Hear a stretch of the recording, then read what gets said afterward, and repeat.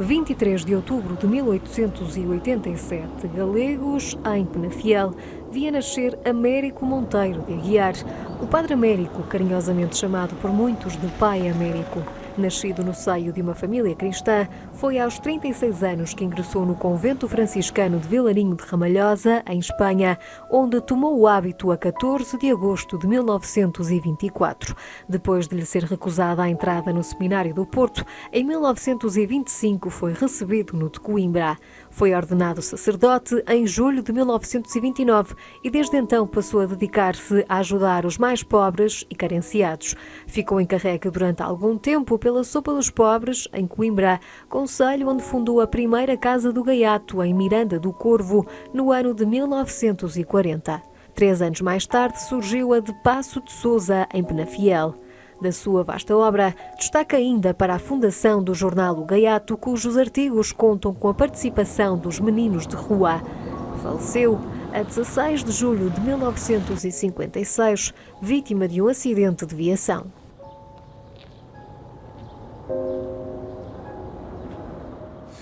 Muito boa noite, o Padre Américo e a sua obra é o tema da nossa conversa de hoje. Hoje recebemos aqui o Padre Júlio Pereira, que é o Diretor Nacional da Obra de Rua. Muito boa noite, é uma honra tê-lo aqui e muito obrigado pela sua presença. Com todo o gosto. Hoje falamos um bocadinho desta obra e do Padre Américo. Ainda há muito por dizer sobre o Padre Américo.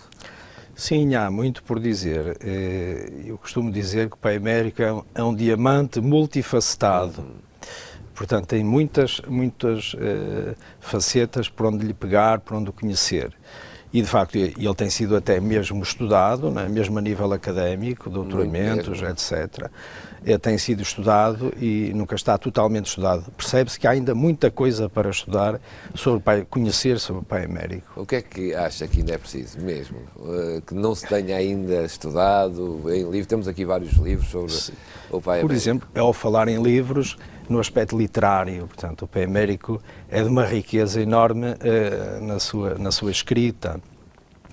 Portanto, originalidade, alguém dizia que ele escreve como quem fala, portanto, é uma forma simples, direta, de transmitir aquilo que lhe vai na alma, que lhe vai no pensamento e que passa a escrita, não só nessa perspectiva literária, mas também na perspectiva teológica. Ainda há dias fizemos um colóquio sobre, agora que estamos a celebrar os 60 anos da sua morte, a sua partida mortal deste mundo, porque ele continua presente connosco, mas, portanto, fizemos esse colóquio e foi referido que a perspectiva teológica, portanto, do Pai Américo, da sua teologia, ainda não está estudada. Alguém dizia que gostaria de o fazer.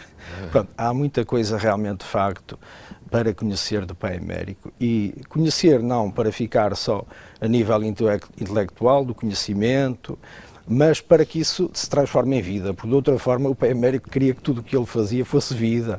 Portanto, fosse vida das coisinhas mais simples e que alguém beneficiasse, portanto, com aquilo que ele fazia em cada momento do seu dia-a-dia. Ele foi um homem à frente da sua época, não? Foi um homem da sua época? Ele foi um homem da sua época, mas também esteve à frente da sua época. Foi um homem da sua época porquê? Porque gostava imenso daquilo que o povo, a forma como o povo se expressava, a forma como o povo festejava, a forma como o povo trabalhava. Ele tem até alguma reação, por exemplo, à industrialização. Tem alguma reação à mudança de costumes, até ao facto das mulheres começarem a usar calças. Quer dizer, porque ele gostava tanto de como o povo vivia, na sua transparência, na sua alegria, na sua fraternidade, gostava tanto disso, certamente tinha receio que isso se fosse perder, e se calhar até se perdeu, e perdeu muita coisa, embora, pronto. Por isso, ele, de certa forma, ele é um homem do seu tempo, e porque também está atento aos problemas do seu tempo, portanto, e é esses que ele enfrenta, e é esses que ele assume, e que, portanto, que procura remediar, como ele dizia. Eu estou para remediar. Ele não vai resolver nada, ele vai remediar, portanto, os problemas com que se enfrenta no dia-a-dia. E como é que ele remedia? Portanto, encontra um problema e procura logo uma solução para ele. Portanto, não pensa o problema antes, mas no confronto com o problema, portanto, ele faz tudo para remediar essas situações. É com as crianças, os pobres em várias situações, etc. Portanto, mas é um homem à frente do seu tempo, porque é um precursor, até se costuma dizer que ele é um precursor do Segundo Concílio Vaticano, precisamente porque é um homem aberto, num tempo em que era uma igreja fechada, claro, e ele é um homem completamente aberto. E ele até dizia, eu gostava de andar como os pobres andam vestidos, até descalço, se fosse preciso. Gostava de andar como os pobres andam vestidos, mas eu sou o padre, não posso andar assim, não me deixam andar assim. E, portanto, por isso ele é um precursor na abertura do homem mais moderno, mais atual, saindo da sacristia. Portanto, não é uma igreja, não sou um padre de sacristia.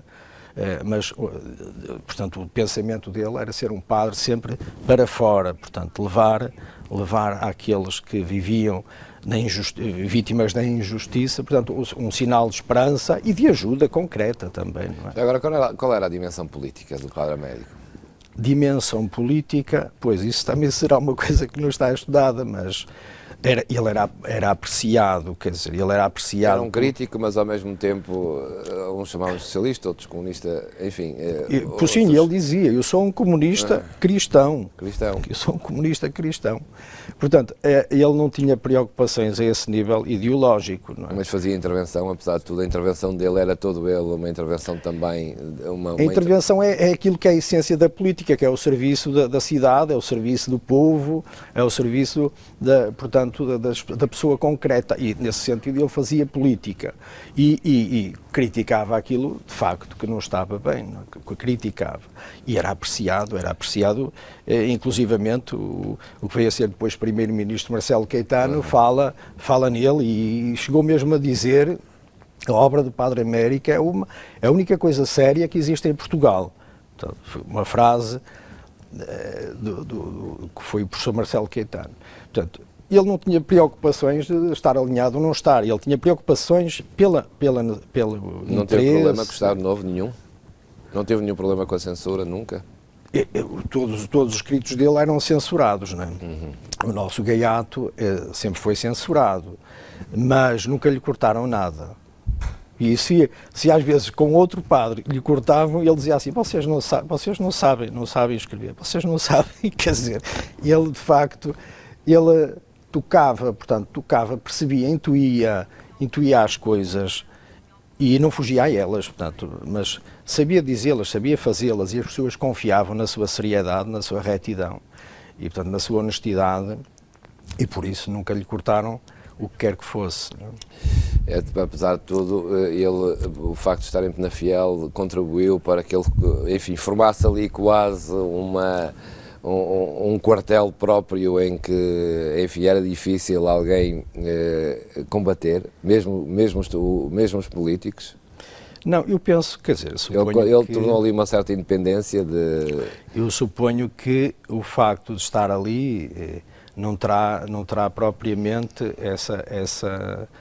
esse contexto, não é? Eu penso que o ele estar ali projetou no sentido em que inseriu-se numa zona populacional, numa zona do país, onde as pessoas o compreenderam, onde as pessoas o apoiaram, onde as pessoas o amaram e, portanto, partilharam com ele a própria vida, não é?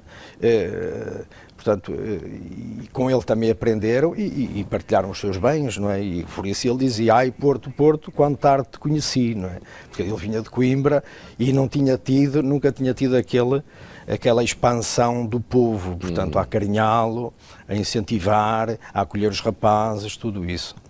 E depois, todas aquelas excursões que todos os domingos enchiam a casa do Gaiato em Paço de Sousa, portanto, para ir admirar realmente o trabalho que se fazia, que se vivia naquela aldeia de rapazes. E portanto, essa vivência ele nunca a teve em Coimbra, onde começou. Por isso, ai, Porto, Porto, quando tarde te conheci, em Penafiel, portanto, porquê? Porque ele dizia que era necessário que a Casa do Gaiato não estivesse na cidade, portanto, os rapazes eram da cidade, os rapazes que iam, muitos deles, né, rapazes da rua, era necessário retirá-los da rua para um ambiente diferente, rural. para um ambiente natural, mais em que a natureza está ali presente e, portanto, onde o rapaz pode encontrar um meio ambiente onde se pode expandir, onde se pode descobrir coisas novas que na cidade não descobre, não é? Nós vemos que as crianças da cidade não imaginam como é que aparece um ovo, sei lá, não imaginam de onde é que vem a maçã, etc. Há coisas tão simples que o leite, isto, quer dizer, não percebem bem porque não têm contacto com essas realidades. E, portanto, isso é essencial para as primeiras idades, não é? Para as primeiras idades. De que forma é que a África tem influência na vida do Padre Américo? Tem influência, portanto, ele esteve em África dos 18 anos, 19 até aos 35, 36 anos. E portanto, conheceu, portanto, Moçambique, principalmente, conheceu as necessidades de todo aquele povo, viu o trabalho que se fazia lá e portanto, a influência não será assim muito fácil discernir. Agora, ele mais tarde viu que a África seria, portanto, um mundo onde os rapazes que iam crescendo e se preparavam para a vida na Casa do Gaiato poderiam depois realizar a sua vida. Portanto, podiam lá realizar a sua vida. E, portanto, assim aconteceu com muitos que, já adultos, no início da idade adulta, foram para a África, casaram, fizeram lá a sua vida. Depois houve todos aqueles problemas que sabemos. Mas mais nessa perspectiva. Mas, de qualquer forma, portanto, quem conhece a África sabe que há uma certa abertura de horizontes, portanto, a própria terra abre os horizontes às pessoas, não é? Infelizmente, atualmente, talvez seja um pouco mais difícil isso, porque a gente confronta-se com muita pobreza, não é? Claro. O que naquele tempo as coisas não eram dessa forma, embora houvesse também necessidades, mas as pessoas viviam mais desafogadamente. E, portanto, talvez nesse sentido, a África tenha tido influência nele, na ligação que ele manteve depois para pensar o futuro dos próprios rapazes, que não tinham ninguém, não tinham família, continuavam sem família, já adultos, e, portanto, seria uma forma de ter um futuro risonho. Não é? A Casa do Gaiato é e será sempre a grande obra do Padre Américo? A Casa do Gaiato é o mais conhecido, mas o seu canto de cisne foi o Calvário. Portanto, o Calvário é como eu disse há pouco, portanto, o Pai Américo vivia muito aquilo com que se confrontava na rua. Começou com os rapazes que estavam presos, começou a visitar as cadeias, ainda antes da Casa do Gaiato de passar pelo pensamento, a visitar os presos, começou a fazer um lar para rapazes que saíam da cadeia e que não tinham quem lhe desse a mão, e, portanto, ele via que realmente, se ninguém lhes desse a mão, acabavam por voltar a perder-se. Depois foram então os rapazes fazer as colónias de férias, colónias de campo na Serra, uma obra imperfeita, como ele dizia, tal como as capelas da batalha são uma obra imperfeita. Esta obra assim também é imperfeita, é preciso fazer mais do que um mês de vida melhor, Claro. A vida é mais do que um mês. Então começou assim a Casa do Gaiato. Depois, os pobres, que ele nunca deixou de visitar por todo o país, nas suas necessidades fundamentais, portanto, ainda no outro dia vi uma fotografia da Ribeira, não é, da nossa Ribeira aqui do Porto, e quem nunca viu, quer dizer, deve pensar que aquilo é impossível, mas aquilo é só barracas, não é? Aquilo eram só barracas, não é nada o que é hoje. E, portanto, nessa realidade, as pessoas a viver naquela situação de extrema pobreza, de extremo abandono, sem condições de salubridade, de saúde, de alimentação, de nada, portanto, por vezes até pagar por um cantinho onde dormiam, pagar muito, ter que procurar dinheiro para pagar isso. Portanto, é neste confronto que o Pai Américo depois percebe que é necessário que as pessoas tenham uma casinha digna, uma casinha alegre, uma casinha onde possam ter o seu jardinzinho, que cuidam, que põem as suas flores, que criam alguma horta para se alimentarem, etc. Uma coisa alegre. Então surge o património dos pobres. Alguns milhares de casas que se fizeram por todo o país no seu tempo e que depois continuaram. E, portanto, problemas concretos. E depois, por fim, realmente aqueles doentes que os jornais noticiavam e continuam a noticiar, doentes que não, agora mais pessoas idosas, né, que estão abandonadas, que não têm quem cuide delas e que muitas vezes morrem em situação dramática, de total abandono. E ele via isso, então fez um calvário, fez uma casa para acolher os doentes incuráveis, ou mesmo que não fossem incuráveis, mas que estavam em situação de abandono, para que cada doente levasse a sua cruz, mas não tivesse que a arrastar, tivesse que lhe desse a mão, para que fizesse alguma coisa e esquecesse a sua dor, esquecesse as suas dificuldades. Mas fez o calvário e disse, façam-se calvários pelo país todo, porque há gente por todo lado a precisar de quem lhe deita a mão nesta situação, de vida difícil, não é? E por isso, realmente, o gaiato é aquele que surge sempre como expoente, porque toda a gente tem simpatia por uma criança, claro. Não é? E por isso o gaiato é o símbolo do rapaz, da infância, mas há todas as outras obras, não se esgota nas crianças, profundo, claro. Com um sentido. Mas a Casa de Passos de Sousa continua a ser o modelo de todos os modelos. Todas as nossas casas... Em que casas... é que inovou, na altura, a Casa de Passos de Sousa? Como é que? Em que é que inovou, na altura? Em que inovou em várias coisas. Ora, a situação desse tempo para as crianças sem família, existiam os reformatórios, existiam as tutorias, existiam os asilos, os albergues, essa coisa toda. E quer dizer, uma criança, quando era acolhida numa instituição dessas, não era tratada pelo seu nome, portanto, não era aquele rapaz com todas as suas características que numa situação de relação com os outros, não, era um número, era o 200 e tal, ou 1000 e tal, vestido de uma farda, quando havia um funeral, alguém queria que houvesse crianças a acompanhar o funeral, pagavam àquela instituição para que as crianças fossem acompanhar esse funeral e a instituição beneficiava financeiramente disso. Portanto, a criança era um instrumento ali, não era uma pessoa propriamente dita, portanto, com a sua individualidade, portanto, as suas características próprias.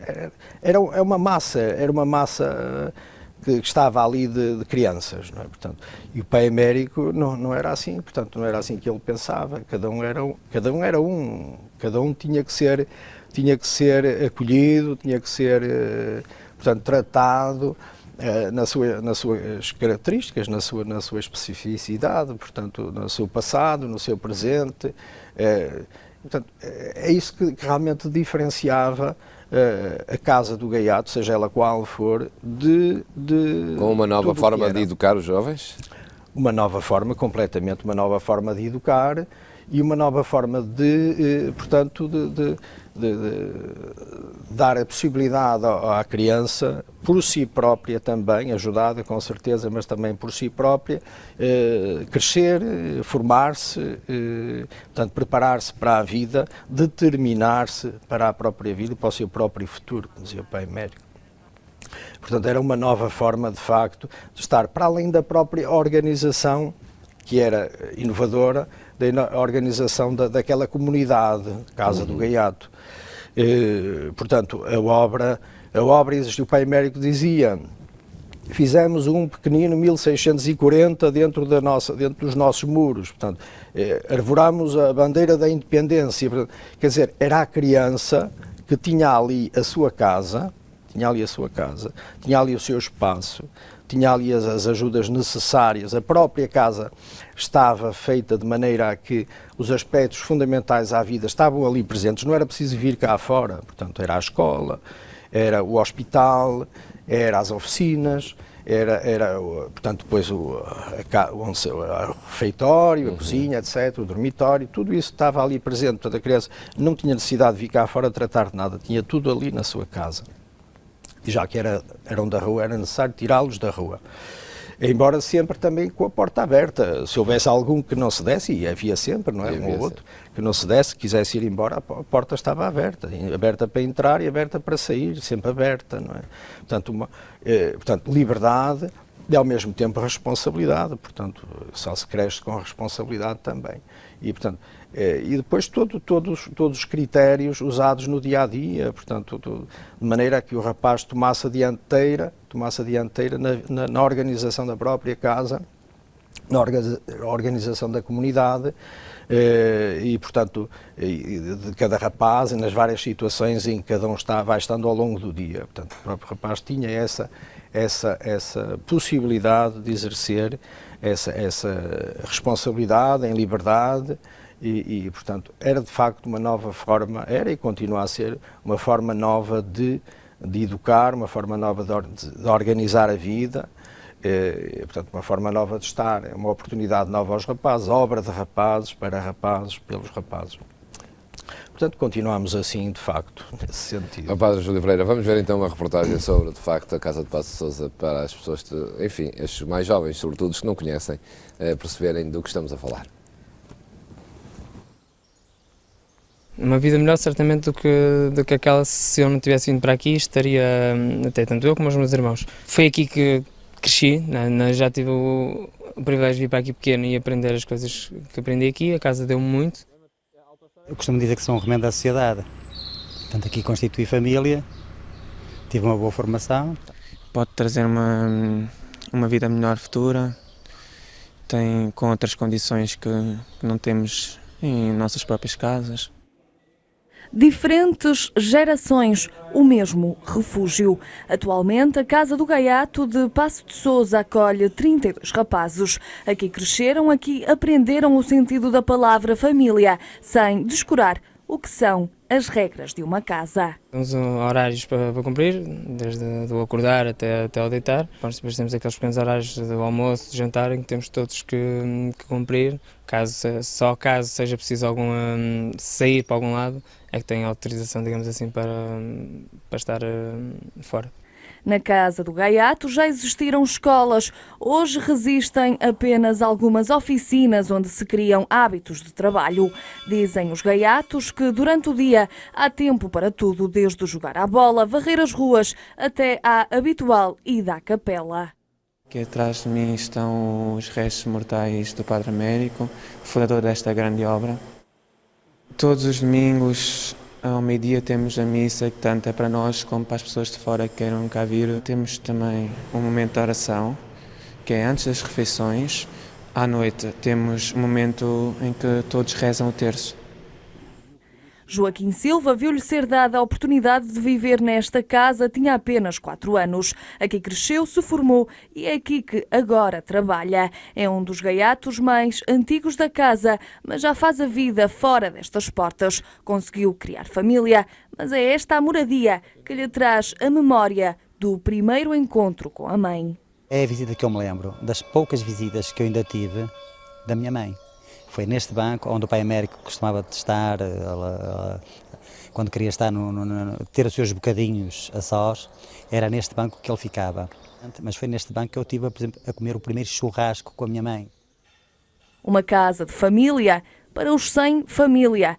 A Casa do Gaiato de Passo de Sousa já tem mais de 75 anos de existência. Padre Júlio Pereira, de facto, uma obra notável. Já foram mais? Ou foi sempre, normalmente, este número de rapazes?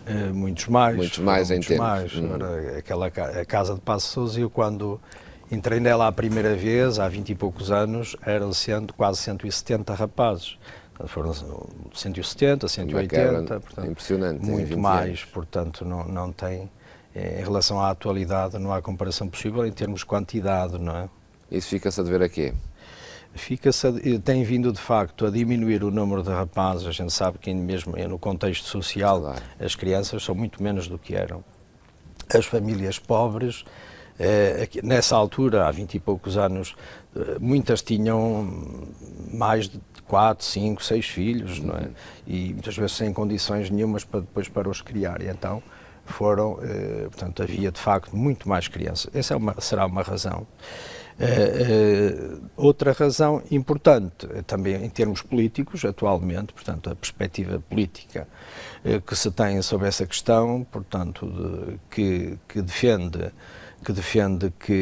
e nós também defendemos que a criança deve estar na sua família, isso aí é inquestionável, não é? Claro. É inquestionável. Mas quando, de facto, a família por si só reconhece que não tem condições para criar o seu filho, quando, portanto, objetivamente ela mostra que não tem essas condições, portanto, é preferível que ela esteja numa casa em que ela se sinta e na prática esteja numa outra família, que não a de sua de sangue, mas que a vai ajudar a crescer e a fazer-se, no caso dos rapazes, homens, não é?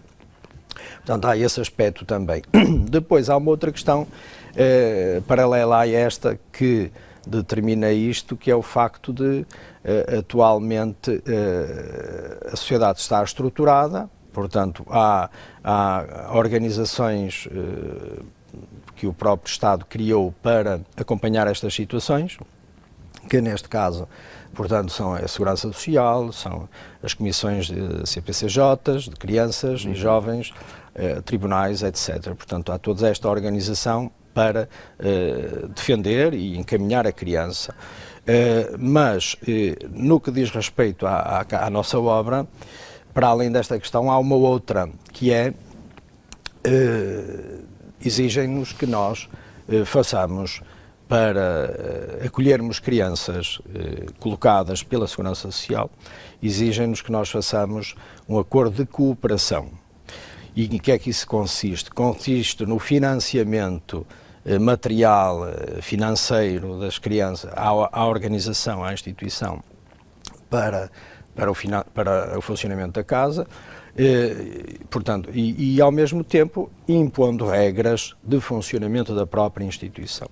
Ora, aqui é que toca. Por um lado, em relação ao dinheiro, nós nunca quisemos dinheiro do Estado. Aliás, o Pai Américo no início, sim, no início quis e teve um ministro que o compreendeu perfeitamente e que o ajudou, nomeadamente na construção da aldeia de Passo de Sousa, a casa de Passo de Sousa.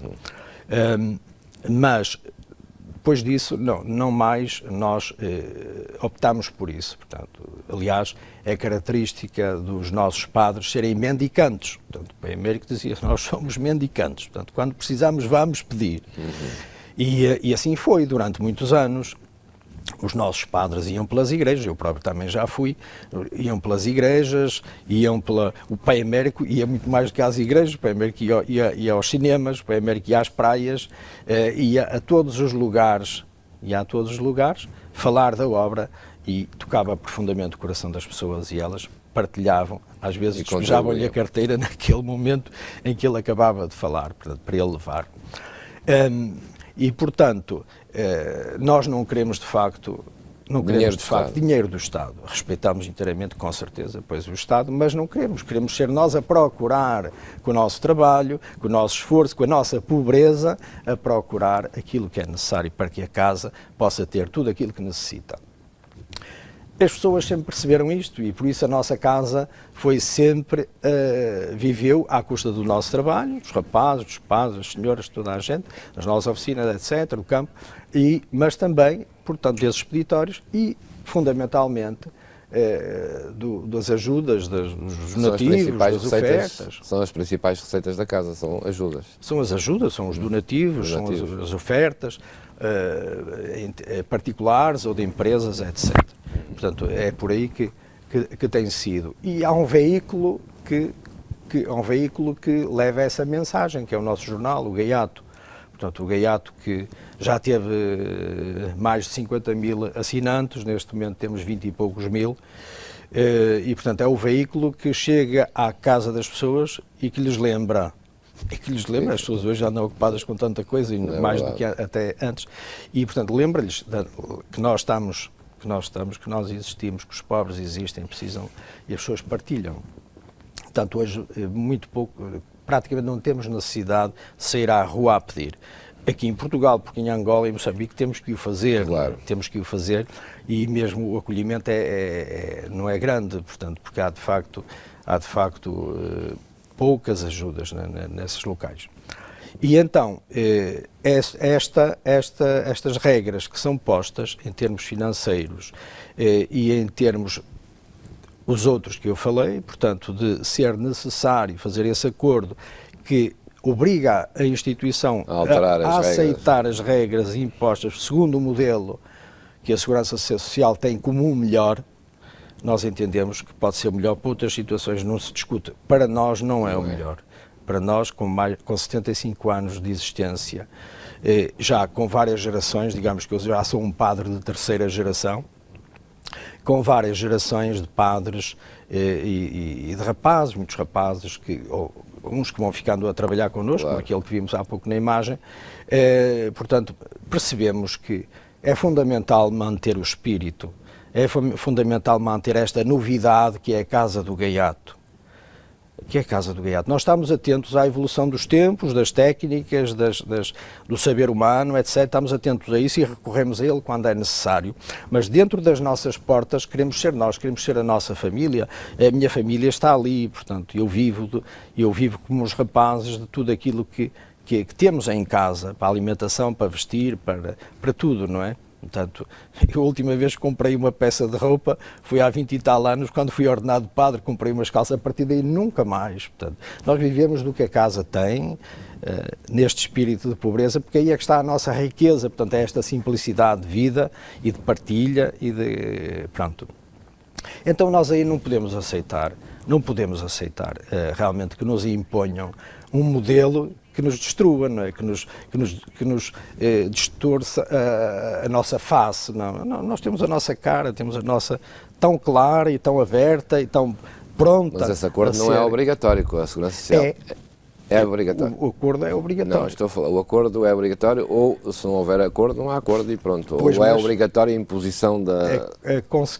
É obrigatório. O acordo com a Segurança Social por um lado é obrigatório. O acordo é obrigatório. Simplesmente, para nós traz-nos claro, esta questão de a Segurança Social há 15 anos ou mais não nos pede para nós acolhermos uma criança. Por isso é que tínhamos os tais 180, claro que hoje em dia era impensável 180, mesmo 100 era impensável, não é? Porque a vida hoje não é o que era claro, aqui há 40 anos ou coisa assim, mas, portanto, não temos por aí possibilidade de ajudar essas crianças. Porque esse acordo nunca foi assinado. Nunca foi assinado, nem nós queremos de facto assinar. Não podemos recusar a nossa identidade, não é? Não podemos recusar, não podemos deixar de ser o que somos. Vamos até ao fim naquilo que somos. E continuamos a ser apreciados, continuamos a ser ajudados, continuamos a ser incentivados, portanto, de facto, a prosseguirmos nesta caminhada, mas que não é fácil, cada vez é mais difícil. Mas quantos mais jovens tiver para a instituição melhor, funcionará melhor? Quer dizer, não é uma questão de funcionar melhor, que isso é igual. É igual. Isso é igual. A questão é podermos ajudar mais. Por exemplo, o pai Américo, qual era o critério que ele usava para receber um rapaz? Não era por ele ser pobre, não era por ele ser órfão. Portanto, ele ajudava o rapaz que era da rua, que tinha a perspectiva de vida dele, era uma perspectiva perfeitamente negativa e, portanto, um marginal para a sociedade. E ele queria pegar, e era sempre isso que ele queria pegar nos mais difíceis, nos mais viciosos, naqueles que estão em pior situação, para os levar a serem homens, a optar pelo bem, a serem úteis à sociedade, fazerem-se homens e terem depois a sua família, para que depois, no fim, os tivesse no céu, como ele dizia, eu quero os meus filhos no céu. Portanto, é toda uma perspectiva de pegar no lixo das ruas, como eram considerados esses rapazes, só andavam a fazer asneiras na rua, não? Pegar no lixo das ruas e fazê-los homens dignos. Portanto, não era por facto de ser órfão ou pobre, era porque estava nessa situação. E nós hoje, e o pai Américo dizia que nunca ninguém deturpe esta coisa, que os meus sucessores nenhum deturpe isto. Portanto, havíamos de continuar a ser para esses, mas hoje não podemos ser. E os critérios são os mesmos ainda hoje? Nós queríamos que fossem, mas já não são, porque nos impedem de irmos buscar aqueles que estão nessa situação mais difícil. Porque quem pega neles é a Segurança Social, não nos entrega, nós não podemos fazer nada. E por isso, aqueles rapazes que nós temos hoje acabam por não ser os mais difíceis, até pelo contrário, porque têm alguém de família, muitos deles são rapazes que vieram da África.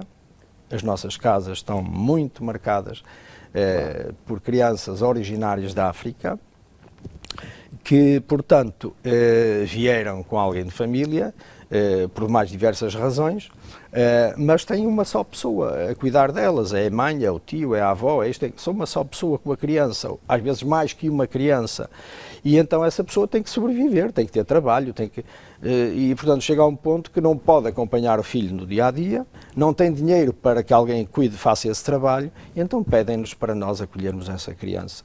Portanto, nós acolhemos uma criança que normalmente é uma criança equilibrada, emocionalmente equilibrada, portanto, sem grandes desvios no seu comportamento, portanto, não são os mais difíceis que nós hoje acolhemos, precisamente porque nos impedem de acolhermos esses que estão nessa situação e que nós queríamos acolher, mas não nos permitem isso. Admitiu, inclusive há um ano, julgo eu, que podiam acabar as casas de gaiato em Portugal. Sim, admiti. E acha que vai ser esse caminho? Se este percurso se mantiver, qualquer dia de facto não há crianças para acolherem. Pois, realmente são muito poucas aquelas que chegam. Enquanto houver um rapaz, o PMEG dizia, quer dizer, a obra se fosse para salvar um, já valia a pena, mas não é só um, são tantos aqueles que se salvam, não é? São tantos aqueles que são lançados na vida com dignidade pela Casa do Gaiato, a partir da experiência da vida da Casa do Gaiato. Portanto, nós também continuamos, enquanto houver um, e é que nós não existimos também só, como o Pai Américo existia, o viveu, não foi só para os rapazes, portanto havia o conjunto dos pobres. Nós hoje continuamos a ter esse lado e ultimamente, nestes últimos meses, eu tenho sentido muito que vai crescendo essas necessidades em termos de famílias que estão em grandes dificuldades e que precisam de ajuda. E nós todos os dias ajudamos pessoas nas mais diversas formas, desde medicamentos, desde rendas de casa, desde faturas de eletricidade, água, etc. Portanto, aquilo que é fundamental para a família continuar e, portanto, alimentação, etc. Roupas, isto e aquilo. Portanto, tudo aquilo que é necessário nós continuamos e todos os dias temos pessoas a procurar o nosso apoio. Primeiro nós dizemos, procure na sua paróquia, cada paróquia cuida dos seus pobres, era esse o lema do Pai Américo, mas infelizmente as paróquias não estão, ou as freguesias, em termos de igreja, as paróquias não estão organizadas, não estão sensíveis ainda, portanto, para que se congreguem esforços no sentido de ajudar. Há casos em que isso acontece, mas na generalidade isso não acontece. E então vêm-nos pedir, através de indicação do parco, de uma conferência vicentina, de alguém de crédito que nos dá essa informação, que aquela pessoa, aquela família precisa de ser ajudada, e então nós ajudamos. E nunca faltou essa ajuda. Claro que procuramos que seja uma ajuda justa, uma ajuda e que promova as pessoas, que elas não se deixem arrastar naquela situação, ao contrário, como a gente vê, suponho eu, de outras ajudas que o Estado dá, que em vez de libertar as pessoas, as amarra aos subsídios que lhes dá. E as pessoas transformam-se como que empregados do subsídio, não é? Disto e daquilo. E não procuram, não se esforçam por largar aquilo. Aquilo devia ser uma situação transitória, muito transitória. E é isso que nós também procuramos fazer, que as pessoas recebem aquela ajuda, às vezes vêm receber uma ajuda, às vezes uma ajuda substancial, e vemos que depois a pessoa não volta. Portanto, a pessoa conseguiu ultrapassar aquele obstáculo, aquela dificuldade. Outras andam mais tempo, portanto, mas há sempre esta preocupação. Portanto, não são só os rapazes, não são só os doentes, são os pobres em geral que não diminuem. E este combate à pobreza que já se anuncia há muitas décadas... que esteve na origem desta obra de Padre Américo, combate à pobreza, hoje faz outra vez cada vez mais sentido. Faz. E ultimamente tem-se sentido muito essa necessidade. E depois há outro fator importante, que hoje vem sendo banalizado no sentido de dar liberdade às pessoas. Sentido de dar liberdade às pessoas, não se chama as pessoas à responsabilidade. E eu vejo tantas famílias que se destroem, por um lado por causa do desemprego ou por outras razões, de facto, sociais, que não ajudam as pessoas a ter uma situação estável. Mas vejo muitos maridos ou companheiros, etc., que abandonam as suas mulheres, que abandonam os seus filhos, que vão para o estrangeiro, nunca mais querem saber, juntam-se. Quer dizer, hoje em dia é um flagelo essa situação. Portanto, não há, valores morais, não há valores em que as pessoas, sobre os quais as pessoas construam a sua vida e sintam esta responsabilidade, porque não há amor, quer dizer, só justifica a família manter-se unida se houver amor, de outra forma não há. Só o amor é que vence as dificuldades, sejam materiais, sejam de doença, sejam lá quais forem. Portanto, só este amor é que une as pessoas. E, portanto, é isso que de facto também conserva as nossas casas. As nossas casas, lá está, não têm ajudas do Estado, conservam-se precisamente pelo amor que nós temos e dedicamos à casa e pela disponibilidade total com que o fazemos, sem olhar a sacrifício. Às vezes são tantos e a gente olha e vê, treme, às vezes, com as dificuldades, com os obstáculos que nos põem pela frente. Mas a gente não desiste, a gente anda sempre, quando Deus quiser. Dentro ali na comunidade há uma relação grande da casa de Paço Sousa do Gaiato, ou das casas que existem com a sua própria comunidade, ou não? São casas abertas? Portanto, as nossas casas são abertas, mas às vezes quem nos conhece menos são os vizinhos, não é? É quase como nos prédios que as pessoas são vizinhas umas das outras e nem se conhecem, não é? Nem sabem o nome, nem sabem em que andar moram. Portanto, normalmente, muitas vezes acontece isso, mas nós estamos sempre abertos. Quer dizer, a relação, digamos que Paço de Sousa Vila cresceu com um centro, que era a Casa do Gaiato. Não é? A Casa do Gaiato, claro, foi o centro daquela vila.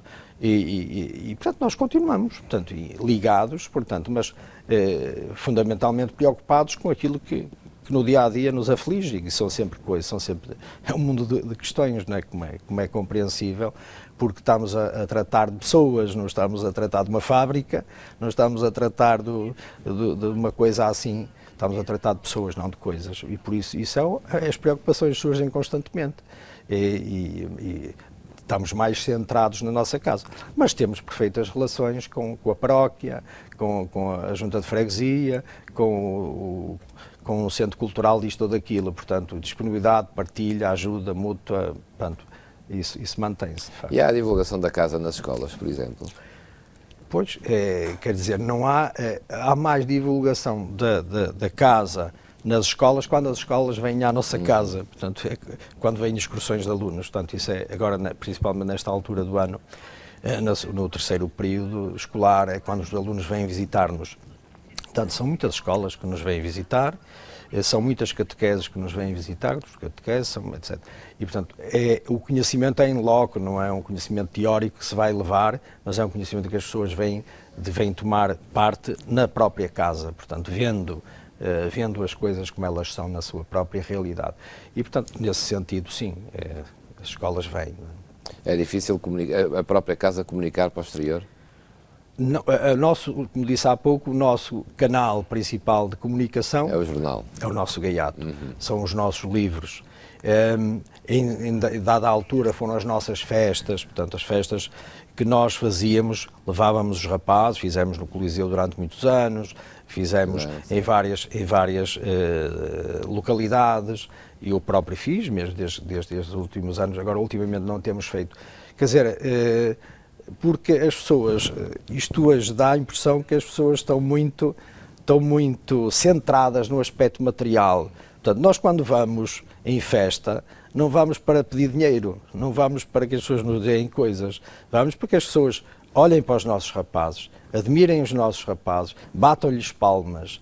No Coliseu até lhes atiravam rebuçados para o palco, e às vezes estragavam os números, porque os rapazes esqueciam do que estavam a fazer e iam buscar os rebuçados. E, portanto, é isto que nós queremos quando fazemos uma festa, mas as pessoas por vezes não percebem, pensam que a gente vai por causa de dinheiro. Não vamos por causa de dinheiro, mas pronto, a disponibilidade de tempo também nos dificulta alguma coisa para a concretização destas festas, e também, aí sim, o número de rapazes o facto de serem menos, Claro. portanto, também traz algumas limitações àquilo que se poderia fazer, portanto, desde números de dança, vários tipos de espetáculo que acontecem durante a festa, que é preciso rapazes, não é? Eles têm que estar, portanto, aí pode ter alguma influência. Mas, portanto, é isto, portanto, é esta comunicação, a comunicação chega às pessoas, chega principalmente através destes canais tradicionais. Tem uma mágoa grande hoje entrar na casa de Pato Sousa e ver tão poucos rapazes? Se é mágoa. Será assim? Sente uma mágoa quando entra? Quer dizer, eu propriamente não sinto mágoa. Percebo que aquelas pessoas com mais anos que sintam essa mágoa, e principalmente aqueles, como é no caso dos nossos padres, que estão em África, têm as casas a abarrotar. Tem? 140, 150 rapazes, nas 3 casas que temos em África, e que são tantas crianças, e tivessem eles possibilidade de receber mais, tivéssemos nós padres para fazer mais, era aquela questão que punha há pouco das casas acabarem ou não acabarem, não, quer dizer, a obra não acaba, não é? A obra não acaba. Há tanto, a gente vê esse mundo de crianças, esses da Síria, Claro. todas essas gentes que vêm à procura de melhor situação, sei lá, por todo o mundo. As crianças abandonadas, as crianças sem perspectiva de futuro, são imensas, não é? São imensas, e era preciso chegar a elas. Nós gostávamos de chegar a elas, mas temos de ter padres, não é? Sem padre, o padre realmente é fundamental neste sentido, é o pai de família, portanto é fundamental que exista, não é? Mas há falta de padres? A falta de padres, isso é um problema com que nós nos debatemos atualmente. Sempre foi, mas hoje muito mais ainda, porque os anos, como é lógico, vão passando, os padres mais antigos vão envelhecendo Claro. e assim, eu já não sou dos mais novos também, mas há mais um ou outro um pouco mais novos que eu, mais 2 ou 3 mais novos que eu. Mas tínhamos muita necessidade, portanto, havia alturas em que chegámos a ter 2 padres numa casa, portanto, agora a gente temos que nos valer só de nós próprios, cada um individualmente com a sua casa. E já não chega. E, portanto, tínhamos necessidade. Temos o caso da nossa casa do Calvário, que ultimamente tem sido muito badalada. Tínhamos necessidade de outro padre. Temos a promessa, mas esperamos que essa promessa se concretize.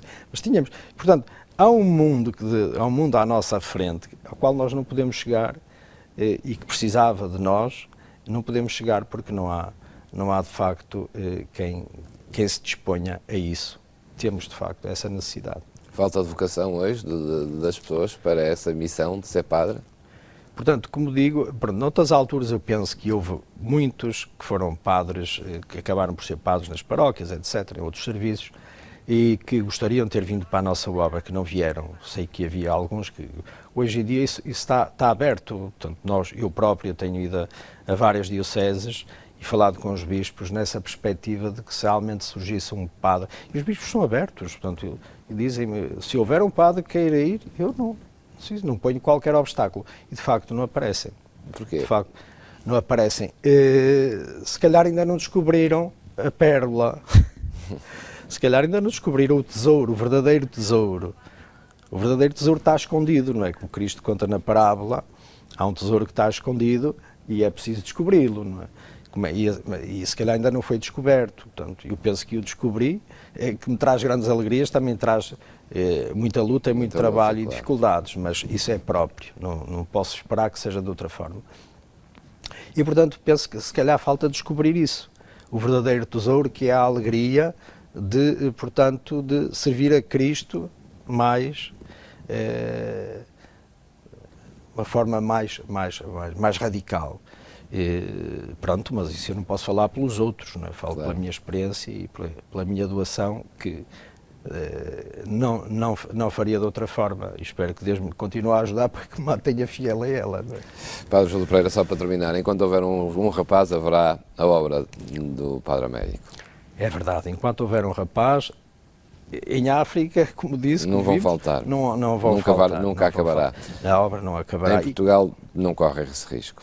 Ainda assim, ocorre? Ainda, não sei, eu não posso profetizar uma coisa dessa ordem, mas estou em crer que não, que a obra também não faria muito sentido desligada do seu berço, não é? temos que manter a ligação às raízes e por isso eu estou em crer que também nunca faltará, não serão aqui os que eram, mas isso já não é para o meu tempo nem para as próximas décadas certamente, mas nunca será dessa dimensão, mas nunca faltarão rapazes, nunca faltarão pobres, Cristo disse, pobres nunca vos faltarão, para os ajudardes, para os amardes, e portanto não é que a gente queira que seja assim, mas é a realidade das coisas, não é que a gente queira que os pobres existam, bem pelo contrário, queremos ajudá-los a que deixem de o ser e assumam a sua vida com a autonomia, portanto isso é que é o ideal, aliás isso é próprio da própria pedagogia da Casa do Gaiato, portanto vivência em autonomia. Mas a realidade mostra-nos que a Casa do Gaiato não acaba, não é? Vai continuar. Esperemos que sim. Padre Júlio Pereira, foi um gosto tê-lo aqui. Muito obrigado. Esperemos, enfim, que o futuro seja mais risonho para a casa e para os rapazes que lá vão ter. Muito obrigado pela sua presença aqui no Porto Canal. Ficou aqui, nesta grande conversa, ficou a saber um bocadinho mais sobre esta obra do Pai Américo e das dificuldades que hoje a Casa do Gaiato vai passando, enfim, pela nova sociedade, provavelmente, que temos. Boa noite.